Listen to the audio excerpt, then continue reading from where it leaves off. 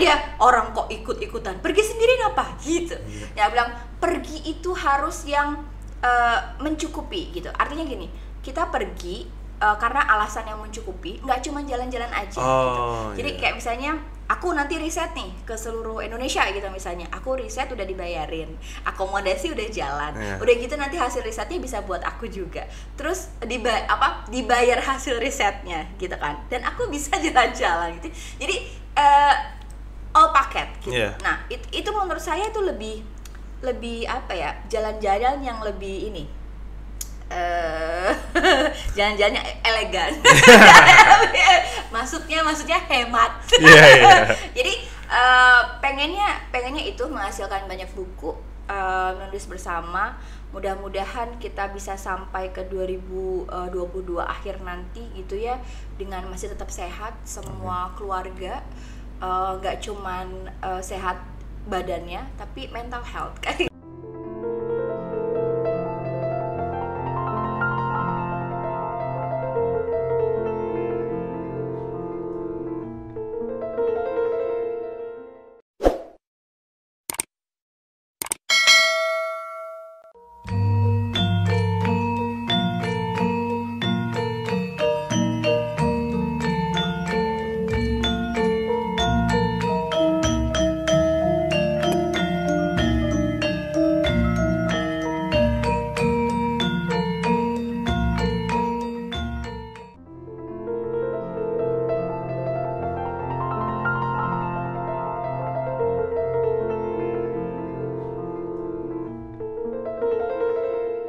Assalamualaikum warahmatullahi wabarakatuh. Kembali lagi bersama saya Bambang GR Sadono di channel Bangsa TV di sesi Sadono and Sadono.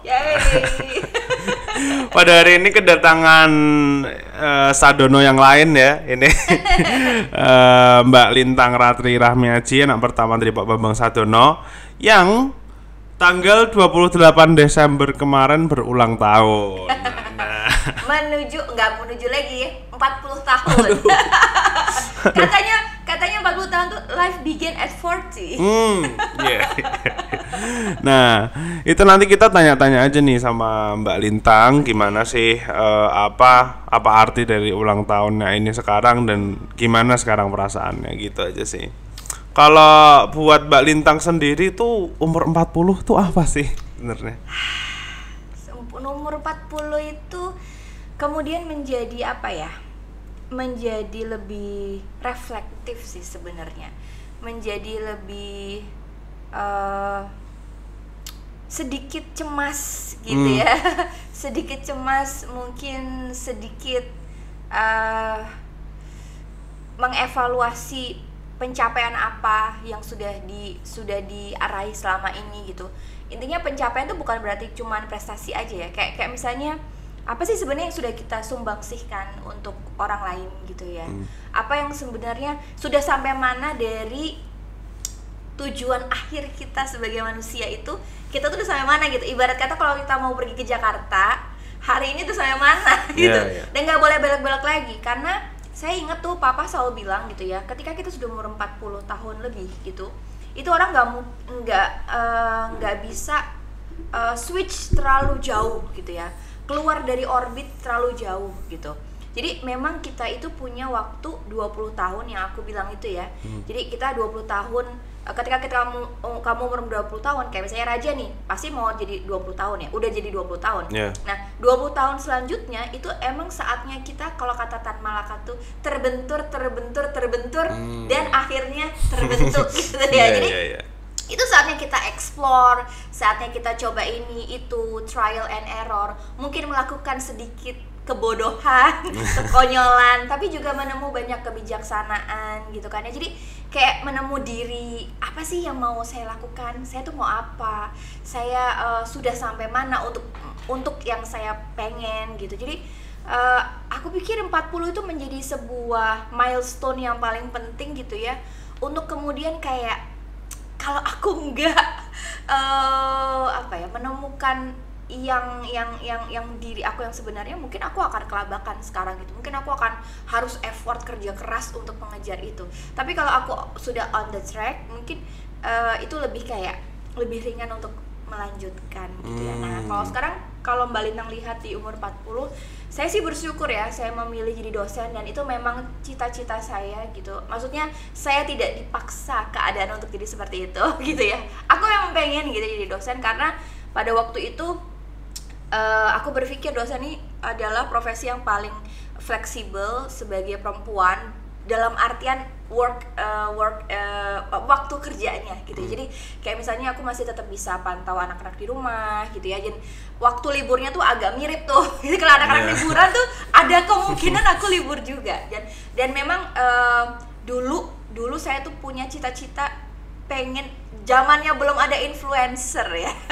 Emang cita-citanya pengen jadi influencer. Artinya saya berpikir bahwa orang yang dipercaya perkataannya, informasinya, perilakunya itu bisa influence orang lain gitu ya untuk melakukan kebaikan. Pada waktu itu saya melihat public figure tuh kok nggak ada jadi role model, apalagi anak-anak muda gitu. Jadi waktu itu aku pengen gimana caranya bisa orang lain berbuat baik gitu, intinya kayak gitu. Nah setelah saya pikir kok saya jadi dosen ya gitu ya. Aku pikir setelah aku jadi dosen aku bilang, oh ini kayaknya sama deh sama influencer. Kebayangkan saya ngomong di depan 30-75 orang dengerin. Itu kan part ya. Nah di sisi lain kan ada tanggung jawab tuh ya Raja ya, bahwa saya memang perkataan saya, perilaku saya tuh dilihat dan mungkin akan menjadi role gitu ya, role model untuk yang melihat gitu. Jadi itu memang apa ya, tanggung jawab saya gitu untuk jadi baik dan jadi paling enggak tidak menjadi contoh yang buruk untuk yang lain gitu.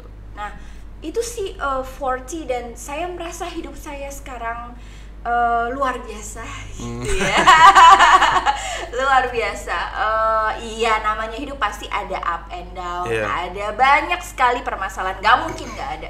Tapi yang saya petik dari 40 tahun ini, ternyata manusia tuh bisa melampaui itu gitu. Jadi in the end tuh kan gak bilang semua akan baik-baik saja pada akhirnya gitu. Jadi kalau belum baik-baik aja belum pakai akhir gitu.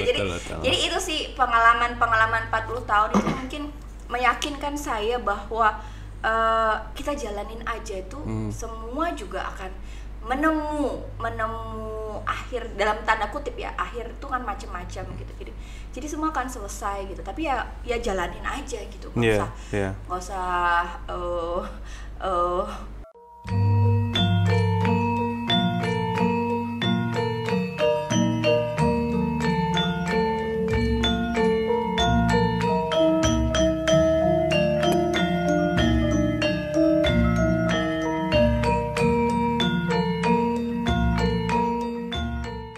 drama. Nggak banyak drama aja, drama datang melulu. Nggak usah diminta datang udah. Itu ya. Tapi kan di setiap jenjang usia nih pasti kan kita punya goals gitu ya. Nah, Mbak Lintang tuh dulu yang dalam pikirannya umur 40 tuh Mbak Lintang gimana sih maksudnya, dan sekarang gimana gitu. Itu juga bagian being Capricorn. Capricorn itu sangat well planned sebenarnya ya. Jadi dia harus tahu aku mau apa, mau ngapain gitu ya. Saya tuh mungkin Capricorn KW ya. Jadi agak-agak Sagittarius yang suka main-main. Capricorn gitu. Pesisir ya. Pesisiran gitu ya. Jadi saya punya plan, saya punya mimpi. Bapak kan selalu bilang bahwa misalnya di setiap profesi itu kamu harus bercita-cita paling tinggi gitu. Nah, kalau jadi dosen itu dua ya, pencapaian yang paling puncak adalah jadi profesor dan jadi rektor secara struktural gitu kan. Papa kan selalu mengarahkan kita untuk the highest achievement gitu. Nah saya memang bukan tipe yang struktural gitu loh. Administrasi is not my thing gitu, kayak ya bukan saya. Tapi kan papa juga ngajarin tapi kalau jabatan itu datang kamu harus menjalankannya dengan amanah kan, kayak gitu. Kita nggak ngajar jabatan tapi kalau jabatan itu datang ya harus perform gitu.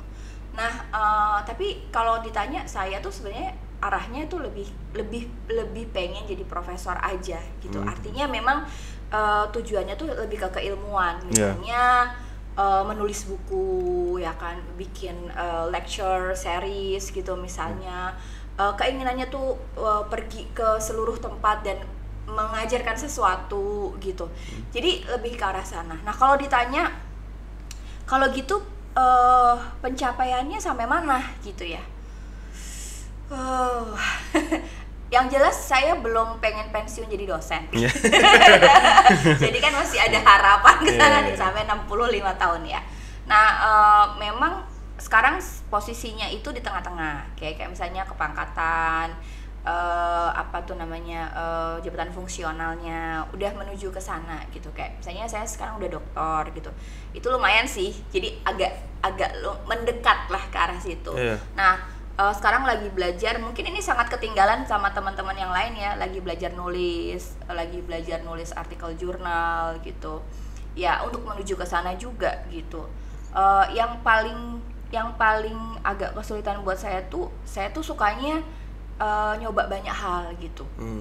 Jadi ikut ini ikut itu gitu ya, jadi mungkin agak nggak istiqomah ya untuk menulis, untuk mencapai profesor itu. Tapi saya happy gitu karena paling nggak dengan komunitas-komunitas ini tuh ada tujuan yang saya bisa berkontribusi di dalamnya, misalnya tentang literasi digital, tentang penyiaran, tentang hak anak, tentang isu-isu perempuan. Itu adalah distraksi di sepanjang jalan yang mewarnai hidup saya gitu, di hidup aku gitu ya. Jadi I'm happy gitu. Jadi maksud saya sambil menuju ke sana, sambil kita juga berkontribusi di bidang yang lain gitu.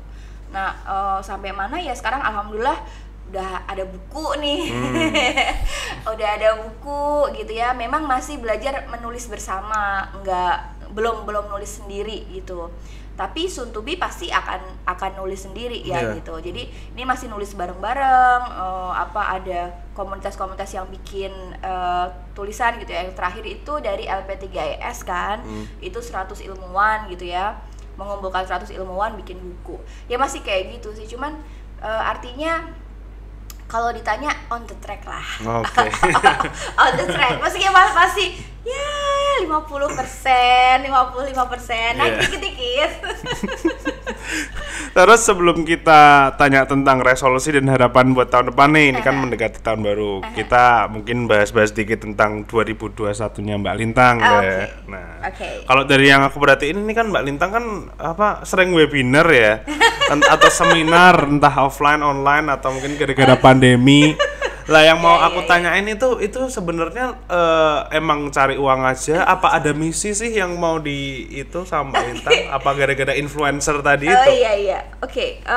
Jadi ini sebuah keberuntungan nih. Ini Raja juga punya kita juga diajarin soal keberuntungan kan. Nah, saya itu beruntung, saya tergabung di organisasi namanya Japelidi. Ya, Japelidi itu jaringan pegiat literasi digital. Nah, ini sifatnya sangat sukarela, volunteerism ya. Saya juga tergabung di Mafindo, Masyarakat Anti Fitnah Indonesia. Itu juga tentang hoax kan. Itu juga semangatnya juga sukarela gitu.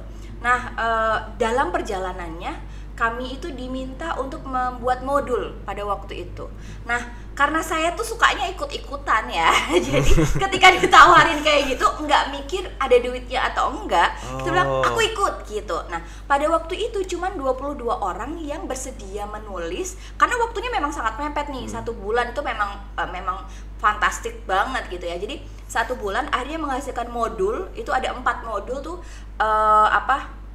cakap digital, etis bermedia digital, budaya bermedia digital, kemudian ada aman bermedia digital gitu.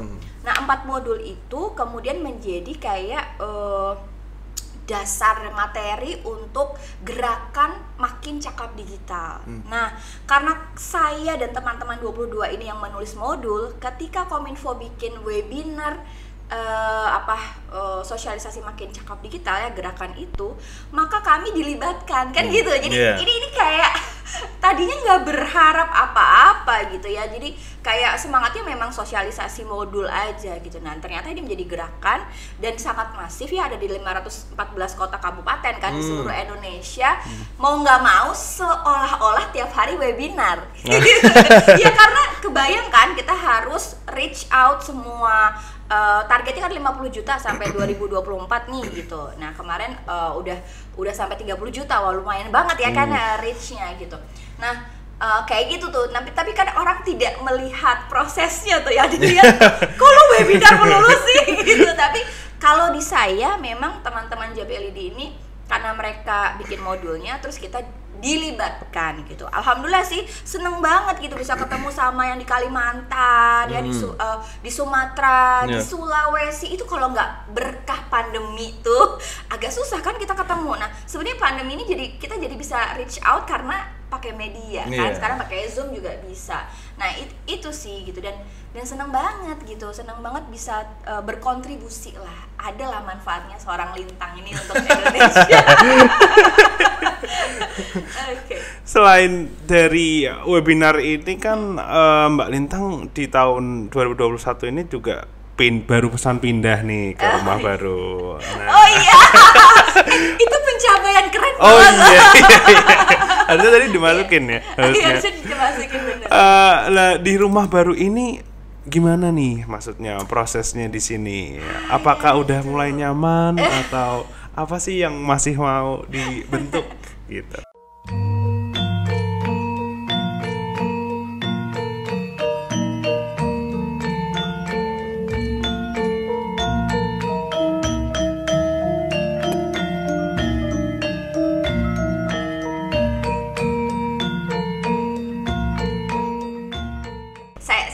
Aku tuh tipe yang gini Raja, nyaman itu ada di kepala gitu. Jadi we create it gitu, kita yang ciptain gitu. Mau suasananya enak, kalau kita bilang aku nggak nyaman, nggak apa-apa, bakalan jadi nggak nyaman gitu. Jadi saya tuh tipe yang percaya bahwa nyaman tuh ada di kepala, sama kayak bahagia. Bahagia tuh ada di kepala gitu, kita yang bikin gitu kan ya.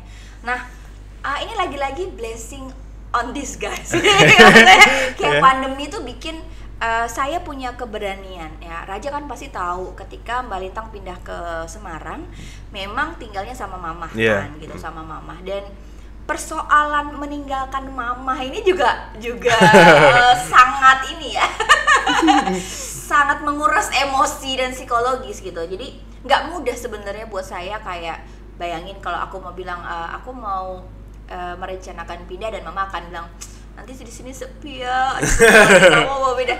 Buat saya itu sebagai anak tuh kayak berat-berat menyenangkan gitu, kayak kan kita kayak dia disayang banget gitu, tapi berat sebetulnya kayak gitu. Cuman ya tadi lagi-lagi pandemi itu membuat kita jadi bertumbuh ya. Jadi waktu itu Mas Bayu tiba-tiba kena COVID kan gitu. Nah saya memang komit gitu, kalau dia kena COVID sebisa mungkin saya merawat sendiri gitu. Karena kalau di rumah sakit kan aku ngelihat aja nggak bisa, dan itu malah bikin aku stres, nggak bisa kerja gitu. Jadi aku bilang oke, kita mitigasinya adalah ketika saya udah bicara nih, kalau misalnya kamu kena, anak-anak kena, apa yang harus kita lakukan? Kita udah planning segala macam. Nah alhamdulillah yang kena cuma Mas Bayu kan, saya enggak, anak-anak enggak. So anak-anak boleh tinggal di tempat mama gitu. Jadi saya yang merelakan diri untuk bareng sama Mas Bayu di rumah ini. Kebayang waktu itu tuh masih penuh dengan barang-barangnya papa ya. Karena kantor kan, Jadi aku cuman bilang, aku cuman minta kamar dan kamar mandi gitu kan. Jadi kamar dan kamar mandi tuh waktu itu kita bersihin gitu. Yang luarnya tuh udah bener-bener ditutup pakai kain gitu. Aku sendiri nggak ngeliat gitu kan. Terus habis gitu, ketika sudah selesai itu pelan-pelan kami mama bilang ini, ya udah toh diterusin gitu. Karena kan waktu itu sempet sampai 1,5 bulan ya, karena ternyata recovery COVID itu lama sekali gitu. Misalnya kayak 2 minggu benar-benar ini, 2 minggunya lagi kita harus stay, dan ternyata tuh masih belum feel safe gitu untuk gabung lagi. Nah karena mungkin mama merasa oh ya 1,5 bulan kayaknya aku baik-baik saja gitu. Jadi kayak yaudah diterusin gitu. Nah habis itu terus kita jadi kayak serius gitu, ngerenovasi rumah gitu kan, ngebersihin pelan-pelan gitu, pelan-pelan banget. Dulu tuh pintu nggak bisa dibuka mohon maaf karena barang-barangnya banyak banget. Jadi aku tuh nggak bisa buka kayak pintu keluar itu nggak bisa dibuka gitu. Terus ruang tamu nggak punya, ya udah benar-benar pakai karpet aja atau dikosongin pada waktu itu. Nggak punya lemari, kebayang nggak sih kamu? Aku nggak punya lemari sama sekali, nggak punya barang penyimpanan gitu. Jadi pada waktu itu akhirnya yang di round of pertama kali dapur ya, pasti karena aku masak kan gitu. Jadi dapur dulu, habis itu pelan-pelan ngerenov yang lain. Ganti ya, jadi belajar gitu, ganti tangki lah, bersihin tangki lah, terus bersihin taman, segala macem lah. Nah, sekarang udah mulai tahapan-tahapannya tuh udah mulai kayak levelingnya naik gitu, kayak misalnya bikin CCTV. Itu kan dari awal aja mama udah ribut banget kan, karena kan mungkin kan nggak safe ya, mungkin kalau di rumahnya mama kan mama ngerasa aku melindungi kamu, jadi kayak kamu harus pasang CCTV, kamu ini gomboknya harus double kayak gitu. Aku kayak udahlah, kan ada Allah gitu maksudku. Aku bilang kalau memang itu terjadilah gitu, maksudnya ya, tapi kan itu harus berusaha. Iya oke. Nah, akhirnya udah sampai pada level dimana kami sudah kayak memperbaiki, kayak misalnya ngisi rumah, mulai nata buku. Dulu kan bener-bener buku di box-boxin aja gitu. Koleksi aku tuh baru aku buka itu mungkin 2 bulan terakhir lah, karena ngebuka koleksi itu kan butuh waktu ya, harus ngelap, harus nata, harus ini. Jadi setahun itu mungkin bener-bener settle rumah yang nyaman itu ya 2 bulan 3 bulan terakhir itu baru bener-bener yang kayak kita menikmati itu. Dan anak-anak juga baru pindah tuh kayak 6 bulan lah gitu dari tengah tahun itu. Tapi itu masuknya luar biasa cepet gak sih kalau dihitung tetap pindahan, terus gimana settlenya, terus tiba-tiba udah jadi aja dapur, kamar mandi, mesin cuci nyambung gitu. Itu maksudnya cepet banget ya sih. Tapi itu ini makanya kita bilang itu blessing ya gitu. Jadi aku ketemu sama teman properti, ini teman aku ya, Mas Linggar, halo, makasih banyak gitu ya dibantu renovasinya gitu. Terus dibantu sama Om juga, Om Bambang, makasih banget gitu, bikin cat rumahnya jadi mungkin glowing. Itu jadi bantuan tuh datang dan cepet, memang mereka pas cepet gitu. Jadi lagi-lagi itu ya, blessing and pandemic gitu ya, blessing in disguise gitu. Mungkin mereka butuh kerja juga gitu, jadi nggak susah nyari ini gitu. Jadi mereka seneng. Dan waktu itu kan masih musim belum hujan kayak sekarang ya, jadi kayak pengerjaannya juga cepet gitu. Nah, kalau soal settle tuh tadi ya, karena kita berpikir anak-anak sih sebenarnya yang paling resisten. Dia bilang, kok pindah sih, aku kan pengen di sana tuh rame, aku bisa main ini main itu gitu kan. Karena kan di sana ada teman-temannya kan, best friend-nya di sana. Sementara di sini mungkin mereka harus membangun teman-teman baru gitu. Dan anak-anakku tuh kan pemalu sebenarnya anaknya, jadi nggak suka nongkrong di luar kan gitu. Nah, itu mereka sangat kesulitan. Tapi aku bilang, terus ini ya Allah, itu ya pas pertama tuh jendelanya belum ada kordennya ya. Jadi kamu harus tahu bapaknya Mas Bayu itu pasang ini apa tuh yang buat layar-layar hijau, layar-layar gitu ya, itu dipasang gitu. Cuman biar anak-anaknya itu nggak takut sama jendela itu. Jadi kita ngalami semua itu. Jadi part of kayak misalnya jendela, pintuku kan pakai kayak French door gitu ya, supaya sinarnya masuk kan. Karena memang kan waktu itu didesain untuk tidak jadi kamar gitu. Nah, karena French door kan kaca tuh, itu juga aku pakainya layar hijau. Jadi kalau misalnya aku habis webinar, itu layar hijau ditaruh di situ sambil nunggu kordennya datang. Dan pesan korden itu kan lama ternyata kan, 1 bulan itu baru datang ya, yang kayak gitu aku bilang ya sudah, terima aja, ini rumah gitu, ini rumah kita, nggak mungkin kita ganti rumah yang lain dengan cepat gitu. So yang paling mungkin adalah mengganti perspektif kita terhadap rumah ini, bahwa ini rumah kita, ya kita yang bikin nyaman gitu. Nah ini juga bagian dari strategi rumah ya. Jadi kalau di rumah mama kan semua kamar ada TV-nya. Ada TV-nya, ada AC-nya gitu. Semua ruangan bahkan ya, semua ruangan. Di sini saya janji sama suami saya bahwa di kamar tidak boleh ada TV. TV cuma ada 1 di ruang bersama gitu. Terus kami mencoba menempatkan kayak pleasure things gitu ya di semua ruangan. Jadi kayak misalnya di ruang tamu kan biasanya ruang tamu tuh suka nggak ditongkrongin ya gitu. Itu dikasih kayak tadi lemari buku. Jadi anak-anak suka duduk di situ kalau mau zooman itu di situ. Dikasih piano, dikasih treadmill gitu. Jadi akhirnya kan dipakai gitu. Atau di ruang tengah ya ada meja makan kan. Terus kemudian ruang TV ya ada tempat sholatnya juga gitu. Jadi semuanya dipakai gitu. Jadi mereka nggak akan di kamar terus gitu. Nah itu sih, dan kemudian membagi tugas. Nah membagi tugas itu juga membuat mereka kayak traveling kan. Kayak misalnya kakak nih bagian bersih-bersih gitu. Kalau ada bagian enak-enak masak gitu ya. Jadi dia pasti akan merambah dapur, dia pasti akan merambah tempat cuci baju apa di luar dan lain sebagainya. Dan sekarang ada kucing ya. Aku punya kucing, itu juga pencapaian ya. Namanya Latte. Itu buat kami ya, menerima member baru dan membuat anak-anak bertanggung jawab. Itu kan tadinya ikan kan kalau mati kita agak nggak sedih. Kita juga nggak tahu namanya siapa. Tapi kalau Latte ini kan satu dan kelihatan gitu kan, dan dia harus tanggung jawab. Dan memang yang bertanggung jawab tuh Hasya ya, karena yang minta banget dia kan udah setahun lebih dia bacanya ensiklopedia kucing kan. Kasian banget gitu. Jadi dia akhirnya ya dia konsekuen, dia yang bersihin pupnya, dia yang memastikan vaksin, dia akan ngingetin aku bun vaksin dan lain sebagainya. Nah itu kan kayak jemur di luar, itu juga part of ya belajar menjadi keluarga yang sehat lah gitu. Ya mungkin ini telat ya, karena kan aku memang udah lama banget kan di tempat mama dengan semua fasilitasnya gitu, dengan semua kenyamanannya. Ya sekarang kalau misalnya air mati bun, kita sendiri gitu. Atau listriknya mati bun, atau kuotanya habis bun gitu. Itu kan kita sendiri yang harus manage. Atau misalnya paket gitu, itu nggak mungkin kan orang lain yang bukain gitu. Pasti harus kita yang keluar. Dan menurut aku enak banget sih gitu belajar hal-hal baru terus kayak gitu. Mudah-mudahan sih kedepannya makin belajar banyak ya, makin sehat, makin solid sebagai keluarga gitu. Tapi bahkan ini lantai 2 juga belum dijamah ya. Ampun, ya bener banget. Nanti mungkin kita tunggu aja house tournya kalau udah sepenuhnya jadi ya.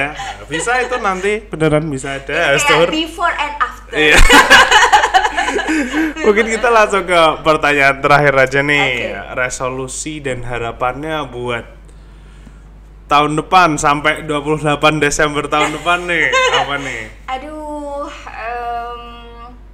resolusi yang pertama adalah bertahan gitu ya, karena situasi pandemi ini kan tidak tentu, nggak pasti, semua serba ya kita sudah mempersiapkan, kadang-kadang ada hal-hal yang mengejutkan gitu. Jadi aku sih mencoba menguatkan diri semuanya untuk bagaimanapun kita harus bertahan, survive gitu ya, bertahan. Kalau bisa dalam rangka bertahan itu kemudian kita lebih kreatif gitu kan. Jadi kita bertahan dulu nih basicnya, tapi lebih kreatif. Artinya kita menghasilkan karya apa nih gitu. Nah saya tuh karena tadi ya punya planning gitu. Jadi beberapa plan udah kelihatan nih. Kayak misalnya ada beberapa riset, menulis bersama gitu. Itu akan dilanjutkan gitu. Nah kalau misi pribadi sih saya pengen mudah-mudahan pandemi akan segera berakhir gitu ya. Jadi kita bisa traveling seluruh Indonesia lagi gitu ya. Aku punya ini nih, punya cita-cita tuh kayak yang diomongin papa. Jadi memang kata-kata itu doa banget. Ya, aku ingat gitu papa selalu bilang ketika papa ke Papua gitu ya, aku bilang aku ikut dong gitu. Kata dia, orang kok ikut-ikutan, pergi sendiri apa gitu. Ya aku bilang pergi itu harus yang mencukupi gitu. Artinya gini, kita pergi karena alasan yang mencukupi, nggak cuma jalan-jalan aja gitu. Jadi kayak misalnya aku nanti riset nih ke seluruh Indonesia gitu misalnya. Aku riset udah dibayarin, akomodasi udah jalan. Udah gitu nanti hasil risetnya bisa buat aku juga. Terus dibayar hasil risetnya gitu kan. Dan aku bisa jalan-jalan gitu. Jadi all paket gitu. Nah, itu menurut saya itu lebih apa ya? Jalan-jalan yang lebih ini. Jalan-jalannya elegan. maksudnya hemat. Jadi pengennya itu menghasilkan banyak buku, menulis bersama, mudah-mudahan kita bisa sampai ke 2022 akhir nanti gitu ya, dengan masih tetap sehat semua keluarga, nggak cuman sehat badannya tapi mental health kan. Sekarang banyak yang mental healthnya lagi kacau kan. Jadi itu sih gitu, mudah-mudahan seperti itu, dan sembari bertahan ya tadi being kreatif aja. Iya, berarti ya emang kalau kok lebih ke bertahan ya, ini harusnya seneng gak sih? Ya udah mungkin kalau itu seneng tuh kita bisa bertahan. Oh iya. Harus bertahan, gimana bisa seneng kalau gak bertahan gitu. Kalau seneng-senengnya sih aku rasa udah lebih dari cukup ya gitu. Koleksi anakku udah nambah terus gitu kan ya. Happy-happynya mah udah senang gitu, udah partner barunya udah luar biasa banget gitu. Anak-anak juga bertumbuh luar biasa. Apalagi kan katanya kan kita itu harus